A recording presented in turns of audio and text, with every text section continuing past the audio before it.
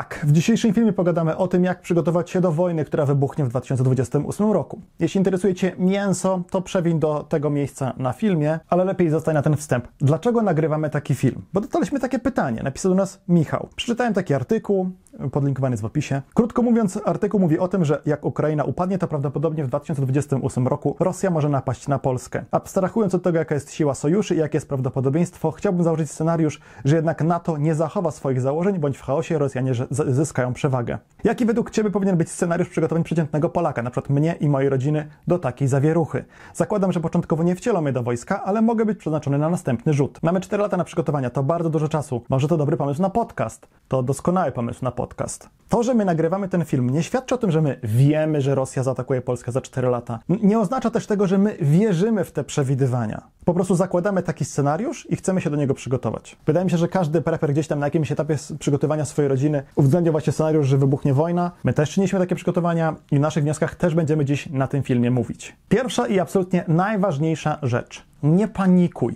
Nie panikuj, kiedy słyszysz takie informacje, ale też nie panikuj, kiedy słyszysz informację, że za pół roku wybuchnie wojna, czy coś w ten deseń. Wojny nie wybuchają z godziny na godzinę. Żeby wojsko mogło przekroczyć granicę, ono najpierw pod tą granicą musi się znaleźć. Więc zanim Rosjanie dokonali tej pełnoskalowej agresji na Ukrainę, było mnóstwo sygnałów o tym, że koncentrują wojska przy granicy. Trzeba więc zawsze pamiętać o tym, żeby się nie przestraszyć byle czego, żeby nie podejmować jakichś głupich ruchów. Tego typu informacje, że Putin zaatakuje kiedyś tam, że są tajne dokumenty, wyciekły tajne dokumenty, Rosja zaatakuje Polskę. Też tego typu informacje są elementem wojny. Czasem ich jedynym celem jest to, żeby po prostu naród przestraszyć. Bo sytuacja gospodarcza Polski będzie znacznie gorsza, jeśli Ukraina wojnę przegra i jeśli wzdłuż całej wschodniej granicy będziemy mieli wojsko sprzymierzone z Rosją. Na przykład wtedy inwestorzy mogą być mniej skłonni do zostawiania swoich pieniędzy, do budowania zakładów za swoje pieniądze w Polsce. O tym trzeba pamiętać, więc mamy mnóstwo czasu. Jeśli Twoim pierwszym odruchem po uruchomieniu tego filmu było kupić kilka kamizelek kuloodpornych i hełmów kablarowych dla rodziny, nie rób tego. To nie jest pierwsza rzecz, od której powinieneś czy powinnaś zacząć. No to co to jest ta pierwsza rzecz, Krzyśku? Najważniejszym elementem przygotowań jest to, że cywil na wojnie powinien nie być. A zatem musisz być gotowy do tego, żeby w razie wojny, w razie zapowiedzi wojny móc się jak najszybciej z domu ewakuować. Zakładasz, że nie wcielą Cię do wojska od razu, może wcielą Cię do wojska później, ale musisz być gotowy do przeprowadzenia ewakuacji w taki sposób, żeby Twoja rodzina mogła to zrobić bez Ciebie, kiedy będziesz na urlopie, bez Ciebie, kiedy będziesz na froncie, ale musisz też zakładać scenariusz, że Ty jedziesz z domu gdzieś tam w bezpieczne miejsce na zachód, ale potem tam rodzinę zostawiasz i wracasz walczyć. O ewakuacji już sporo było na kanale, więc dzisiaj tylko wymienię hasła, zagadnienia, o które trzeba zadbać. Zresztą w połowie stycznia zrobimy taki bezpłatny webinar tylko o ewakuacji. Webinar będzie bezpłatny, ale trzeba się będzie na niego zapisać. Odnośnik jest w opisie pod filmem. Będzie na żywo. Jak się ktoś zapisze, będzie mógł go obejrzeć na żywo albo obejrzeć jego zapis już po webinarze. A jak się ktoś nie zapisze, to niestety go nie obejrzy. Dla przeprowadzenia ewakuacji podstawową kwestią jest wybór miejsca, do którego chcecie się ewakuować. Nie? Czyli po prostu musimy ustalić, czy mamy na przykład jakiś domek gdzieś za miastem, czy mamy dom rodzinny 2 województwa dalej na zachód, czy jedynym dostępnym dla nas rozwiązaniem będzie na przykład jakiś pokój hotelowy, dajmy na to w Szczecinie. W drugiej kolejności trzeba ustalić, którędy i w jaki sposób tam dotrzemy, bo jeśli ruszymy odpowiednio wcześnie, może dotrzemy tam pociągiem. Może wystarczy wyjechać z kilkugodzinnym wyprzedzeniem samochodem. Albo może trzeba zakładać, że mieszkamy w tak źle skomunikowanej miejscowości, jak na przykład Warszawa, z której w przedłużone weekendy się praktycznie nie da wyjechać, no i wtedy trzeba zakładać jakiś inny scenariusz ewakuacji. Na przykład, że do celu ewakuacji przejedziemy 100 km rowerem. Dopiero w trzecim kroku, wiedząc dokąd chcemy się ewakuować i jak chcemy to zrobić, będziemy zbierać zestaw ewakuacyjny. Zestaw 72-godzinny, bug-out bag, czyli rzeczy, które po prostu na ten czas i na urządzenie się w tym nowym miejscu zabierzemy. O tym była cała taka playlista na kanale, oprócz tego przygotowaliśmy taką bezpłatną checklistę, żeby sobie można było zobaczyć przykładową zawartość takiego zestawu ewakuacyjnego w różnych kategoriach, co tam trzeba mieć na przykład jeśli chodzi o dbanie o wodę, jakie zorganizować schronienie. Checklistę można pobrać bezpłatnie, odnośnik jest w opisie pod filmem i tam też jest odnośnik do tej playlisty o zestawach ewakuacyjnych. I ewakuacja jest rzeczą absolutnie najważniejszą i kluczową. Jedyny scenariusz, w którym ktoś może nie brać pod uwagę scenariusza ewakuacji, jest taki, gdy jest singlem i planuje walczyć, to znaczy ma przydział mobilizacyjny i będzie walczyć. W każdym innym scenariuszu musicie być do tego gotowi. Kolejna rzecz. Być może korzystne byłoby przygotowanie się do tego, żeby się ewakuować za granicę, żeby zwiększyć swoją szansę za granicą na rozpoczęcie w miarę normalnego życia. Zobaczcie, w jakiej sytuacji byli Ukraińcy, którzy byli w stanie przyjechać do Polski, podjąć pracę, wynająć mieszkanie, urządzić się tutaj i nie musieć czekać na pomoc od Polaków. Polacy chcą pomagać Ukraińcom, ale wiecie, gdybym ja osobiście był uchodźcą, nie chciałbym być zależny od pomocy, nie wiem, Niemców, Austriaków, Holendrów. Wcale niekoniecznie chodzi o to, żeby zacząć pracę gdzieś za granicą, gdy już się ewakuujecie, nie?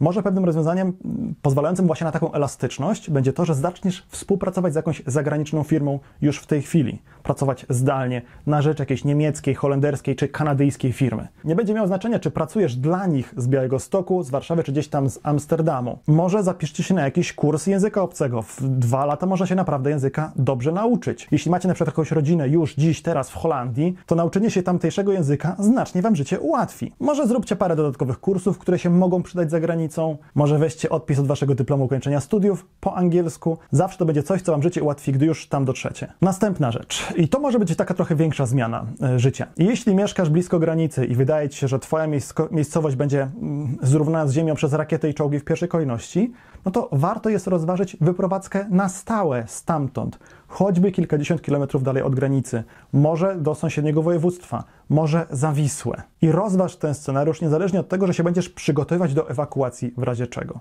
Te kilkadziesiąt kilometrów to może być kilka dodatkowych godzin na ewakuowanie się. To może być mniejsza szansa na to, że twój dom zostanie zniszczony w razie bombardowania i straty waszej rodziny wynikające z wojny będą mniejsze. Będzie wam łatwiej odbudować życie po wojnie, w starym miejscu.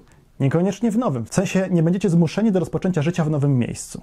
Tylko z tym trzeba uważać, nie? To jest właśnie jedna z tych rzeczy, co mówię na początku, żeby nie robić jakichś głupich ruchów, nie podejmować głupich decyzji. Dziś, moim zdaniem, wyprowadzka spod polskiej granicy nie jest sensowna, nie jest potrzebna. Ale jeśli w ciągu najbliższych kilku lat sytuacja się będzie zaogniać, będziemy widzieć, że Ukraina dalej nie dostaje wsparcia międzynarodowego, że Ukraina jest w coraz gorszej sytuacji w tej wojnie, to wtedy się można nad tym zastanowić. Trzeba tylko tego pilnować, żeby nie obudzić się w momencie, w którym wszyscy z tej miejscowości będą chcieli sprzedać swoje domy, bo wtedy nikt tych domów nie kupi. Więc z tym trzeba uważać. Nie robić takich nerwowych ruchów teraz, no ale uważać, żeby nie przegapić tego tematu, nie zrobić takiego ruchu za późno. Więc jeszcze raz, dla pewności, nie rób teraz głupich ruchów. Nie wydawaj teraz pieniędzy na gadżety, które przydadzą ci się tylko w razie wojny. A jeśli masz pieniądze i czujesz, że ten materiał jest dla ciebie przydatny, możesz zacząć nas wspierać co miesiąc niewielką kwotą w serwisie Patronite albo dokonać jednorazowej wpłaty w serwisie subpi.pl/domowy-survival. Krzyśku, pamiętaj, żeby potem przy montażu dodać tutaj napis, żeby ludzie nie musieli się zastanawiać. Zresztą w opisie pod filmem też go na pewno pamiętaj, Krzyśku, żeby wrzucić. Następna rzecz. Niezależnie od tego, jak daleko od potencjalnej linii frontu mieszkasz, rozważ wzmocnienie piwnicy na ewentualność bombardowania. Bo Rosjanie atakują w tej chwili najróżniejsze cele na terenie całej Ukrainy. Oczywiście cele cywilne również. Jest to prawdopodobnie świadome i celowe działanie, ale nawet jeśli nie, to ich sprzęt ma średnią celność, nie? Więc jak się celuje w coś, a trafi się kilka kilometrów dalej, to może być akurat właśnie wasz dom. Więc jeśli możecie zbudować ziemiankę w ciągu kilku najbliższych lat i zrobić z niej zaimprowizowany schron przeciwradiacyjny, ja nie mówię, że Putin użyje broni jądrowej, nie? Ale to jak się już ziemiankę robi, to nie tylko jako obiekt, który ma was chronić przed skutkami bombardowania czy ataku rakietowego, lecz także przed promieniowaniem jonizującym. No więc jeśli możesz zbudować tę ziemiankę w ciągu najbliższych kilku lat, to super.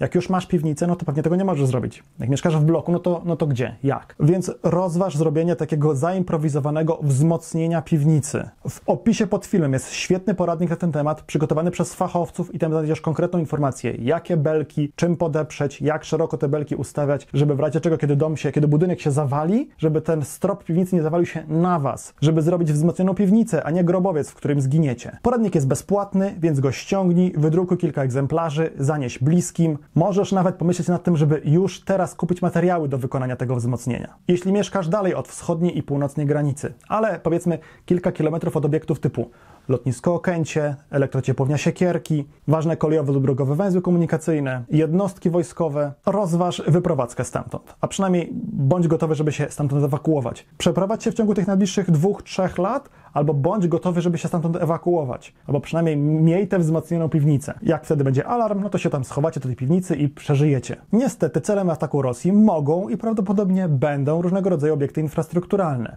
Ciepłownie, elektrownie, stacje transformatorowe. One mogą stać się też celem ataku hybrydowego, hakerskiego, więc musisz przygotować swoją rodzinę do przeżycia tam, gdzie jesteście teraz. Bez prądu, ciepła, gazu, wody i tak dalej. Czyli to fundamenty nowoczesnego survivalu, żeby przeczekać aż naprawią tam, gdzie jesteście na co dzień. Możesz mieszkać w głuszy, 30 km od jakiegoś najbliższego, ważnego tego typu obiektu, a i tak cierpieć na brak wody czy prądu, więc na to też musisz być gotowy. Masz na przygotowania mnóstwo czasu. Jeśli potrzebujesz jakichś konkretnych porad, to oczywiście zapraszam do obejrzenia innych materiałów u nas na kanale, albo napisz, czego Ci brakuje, może będziemy w stanie coś podpowiedzieć. Na końcu chodzi o to, żeby Twoja rodzina mogła sobie poradzić, kiedy nie będzie wody, prądu, gazu, żywności w sklepach i tak dalej. Tylko te wszystkie przygotowania, o których teraz mówimy, są psu na budę, jeśli nie zadbasz o jeden kluczowy aspekt.